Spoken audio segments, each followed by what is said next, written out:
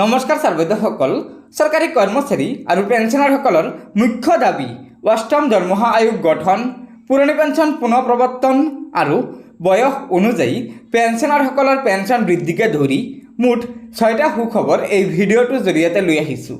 হয় ছাৰবাইদেউসকল, আমি চৰকাৰী কৰ্মচাৰী আৰু পেঞ্চনাৰসকলৰ আজিৰ এই সুখবৰকেইটা জানি ল'ম। তাৰ আগতে আপোনালোকক এটা অনুগ্ৰহ কৰি লগৰ বন্ধুবৰ্গক এই ভিডিঅ'টো শ্বেয়াৰ কৰি আজিৰ এই গুৰুত্বপূৰ্ণ সুখবৰকেইটা জনাই দিব।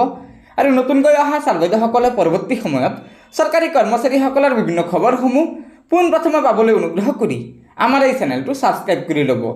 ছাৰবাইদেউসকল, আজিৰ আমাৰ প্ৰথমটো সুখবৰ হৈছে অহা 26 মাৰ্চৰ লোকেল হলিডেৰ ওপৰত ৰাজ্যিক কৰ্মচাৰীসকলৰ বাবে থকা শেহতীয়া খবৰ।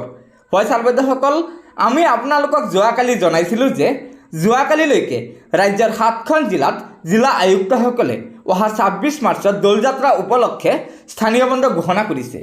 কিন্তু আজি আৰু নতুনকৈ বঙাইগাঁও জিলাৰ জিলা আয়ুক্তই অহা 26 মাৰ্চত লোকেল হলিডে ঘোষণা কৰিছে। হয় ছাৰবাইদেউসকল, এতিয়ালৈকে বঙাইগাঁও, কামৰূপ মেট্ৰ', বৰপেটা জিলা, কাৰ্বি আংলং জিলা, গোৱালপাৰা, মৰিগাঁও, নগাঁও আৰু চিৰাং জিলাকে ধৰি মুঠ 8খন জিলাৰ জিলা আয়ুক্তসকলে উক্ত জিলাকেইখনত অহা 26 মাৰ্চত দৌলযাত্ৰা উপলক্ষে স্থানীয় বন্ধ ঘোষণা কৰিছে। ছাৰবাইদেউসকল, আজিৰ আমাৰ দ্বিতীয়টো গুৰুত্বপূৰ্ণ খবৰ হৈছে ৰাজ্যৰ শিক্ষক কৰ্মচাৰীসকলৰ বাবে। হয় ছাৰবাইদেউসকল, জিলাখনৰ ভিতৰত নতুন পদ সৃষ্টি, শিক্ষক বদলিৰ দায়িত্ব বিদ্যালয়সমূহৰ পৰিদৰ্শকক দিয়া হৈছে। এতিয়াৰে পৰা এখন জিলাৰ বিদ্যালয়সমূহৰ পৰিদৰ্শকেই সৃষ্টি কৰিব পাৰিব নতুন শিক্ষকৰ পদ।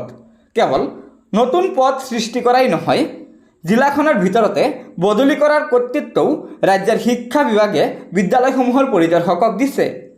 মিছন সঞ্চালকে প্ৰেৰণ কৰা নিৰ্দেশনাখনত প্ৰতিখন জিলাৰ বিদ্যালয়সমূহৰ পৰিদৰ্শকক কিমানখন বিদ্যালয়ত কিমানটা শিক্ষকৰ পদ সৃষ্টি কৰা হ'ল আৰু কিমানক বদলি কৰা হ'ব তাৰ সবিশেষ তথ্য 31 মাৰ্চৰ ভিতৰত শিক্ষা বিভাগক জমা দিবলৈ নিৰ্দেশনা দিয়া হৈছে।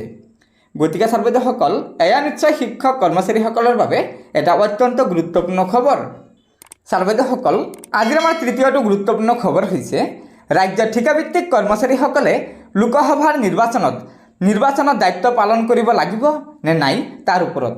হয় ছাৰবাইদেউসকল, আপোনালোকে নিশ্চয় জানে যে কিছুদিন পূৰ্বে নিৰ্বাচনী আয়োগে নিৰ্দেশনাযোগে জনাইছিল যে ঠিকাভিত্তিক কৰ্মচাৰীসকলক লোকসভাৰ নিৰ্বাচনত খটুৱাব নোৱাৰিব। আৰু ইয়াক লৈ আমাৰ অসমৰ মুখ্য নিৰ্বাচনী বিষয়াই ইলেকশ্যন কমিশ্যনক এই পত্ৰখনৰ জৰিয়তে জনাইছিল যে যিহেতু ঠিকাভিত্তিক কৰ্মচাৰীসকলে অসম চৰকাৰৰ ফালৰ পৰাই হওক বা কেন্দ্ৰীয় চৰকাৰৰ ফালৰ পৰাই হওক তেওঁলোকে দৰমহা লাভ কৰে, সেয়েহে তেওঁলোকক নিৰ্বাচনৰ যি দায়িত্ব দিয়া হৈছে সেইটো পালন কৰিব লাগে। যাৰ ফলত ইলেকশ্যন কমিশ্যন অৱ ইণ্ডিয়াই এই পত্ৰখনৰ জৰিয়তে অসমৰ মুখ্য নিৰ্বাচনী বিষয়াৰ আবেদনক সন্মতি দিছে। অৰ্থাৎ ৰাজ্যৰ ঠিকাভিত্তিক কৰ্মচাৰীসকলে নিৰ্বাচনৰ দায়িত্ব পালন কৰিব লাগিব। গতিকে ছাৰবাইদেউসকল, এয়া নিশ্চয় আমাৰ ৰাজ্যৰ ঠিকাভিত্তিক কৰ্মচাৰীসকলৰ বাবে এটা অত্যন্ত গুৰুত্বপূৰ্ণ খবৰ, কিয়নো ঠিকাভিত্তিক কৰ্মচাৰীসকলে এই বিষয়ে স্পষ্টীকৰণ বিচাৰিছিল আৰু অৱশেষত এই সন্দৰ্ভত স্পষ্টীকৰণ আহিল। ছাৰবাইদেউসকল, ইয়াৰ পিছত দুটা খবৰ হৈছে অষ্টম দৰমহা আয়োগ গঠন আৰু কাৰ্যকৰীকৰণ আৰু OPS অৰ্থাৎ পুৰণি পেঞ্চন পুনৰ প্ৰৱৰ্তন কৰাৰ ওপৰত। হয় ছাৰবাইদেউসকল, লোকসভা নিৰ্বাচনৰ পৰিপ্ৰেক্ষিতত শেহতীয়াকৈ কৰ্মচাৰী আৰু পেঞ্চনাৰ সংগঠনসমূহে কেন্দ্ৰীয় চৰকাৰৰ ওচৰত 9টা ডাঙৰ দাবী উত্থাপন কৰিছিল আৰু কৈছিল যে যদি এই দাবীসমূহ পূৰণ নহয় তেন্তে লোকসভা নিৰ্বাচনত কেন্দ্ৰীয় চৰকাৰৰ বাবে বিৰূপ পৰিস্থিতিৰ সৃষ্টি হ'ব পাৰে।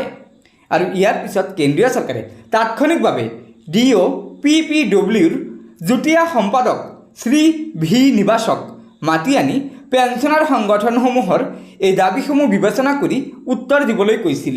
গতিকে ছাৰবাইদেউসকল, বলক আমি প্ৰথমতে জানি লওঁ আমাৰ কৰ্মচাৰী সংগঠনসমূহৰ আৰু পেঞ্চনাৰ সংগঠনসমূহৰ মুখ্য দাবী অষ্টম দৰমহা আয়োগ গঠন আৰু কাৰ্যকৰীকৰণৰ ওপৰত আমাৰ কৰ্মচাৰী সংগঠনসমূহে কেন্দ্ৰীয় চৰকাৰৰ পৰা কি স্পষ্টীকৰণ বিচাৰিছিল আৰু কেন্দ্ৰীয় চৰকাৰে এই সন্দৰ্ভত কি উত্তৰ দিছিল।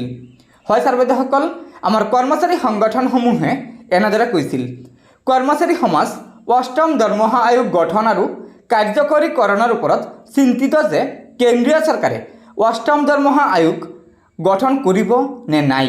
সেয়েহে কেন্দ্ৰীয় চৰকাৰে অতি শীঘ্ৰে চৰকাৰী কৰ্মচাৰীসকলৰ এই সংখ্যা দূৰ কৰিব লাগে আৰু কেন্দ্ৰীয় চৰকাৰৰ ইয়াৰ ওপৰত কি পলিচি আছে সেয়া কৰ্মচাৰীক অৱগত কৰিব লাগে।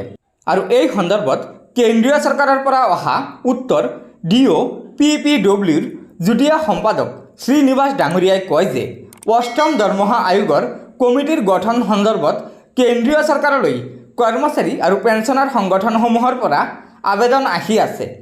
সাম্প্ৰতিক পৰিস্থিতি অনুযায়ী চৰকাৰে এই কথা বিবেচনা কৰা নাই।